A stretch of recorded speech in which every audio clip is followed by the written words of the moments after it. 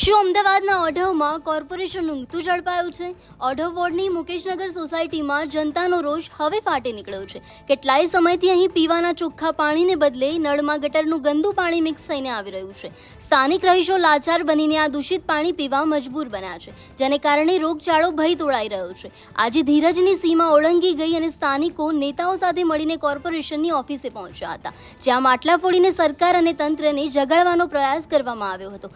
ભારે વિરોધ અને ઉગ્ર આક્ષેપો બાદ હવે તંત્ર હરકતમાં આવ્યું છે. કોર્પોરેશને બાહેંધરી આપી છે કે જ્યાં સુધી પીવાને પાણીનું નિરાકરણ નહીં આવે ત્યાં સુધી વિસ્તારમાં ટેન્કરની સુવિધાઓ પૂરી પાડવામાં આવશે. પણ સવાલ એ છે કે શું જનતાને દરેક વખતે પાયાની સુવિધાઓ માટે આટલો જ વિરોધ ઉઠાવવો પડશે?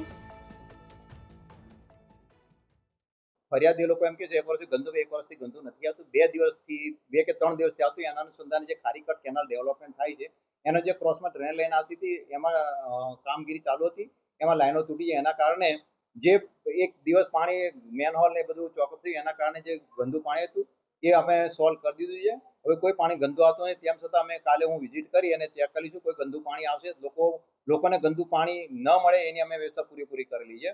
અને આજથી બી જો ગંદુ પાણી આવશે તો લાઈન કાપી. માંગણી એટલી જ છે કે ભાઈ પીવાની નવી પાણીની પાઇપલાઇન નાખે, ગટરની નવી લાઈન નાખે, આરસીસી રોડ થાય, ત્યાં આગળ સોસાયટીનું હેડિંગનું બોર્ડ લાગે, એવી અમારી સોસાયટી તરફથી અમારી માંગણી છે, જે કોર્પોરેશન અમારી માંગણી સ્વીકારે.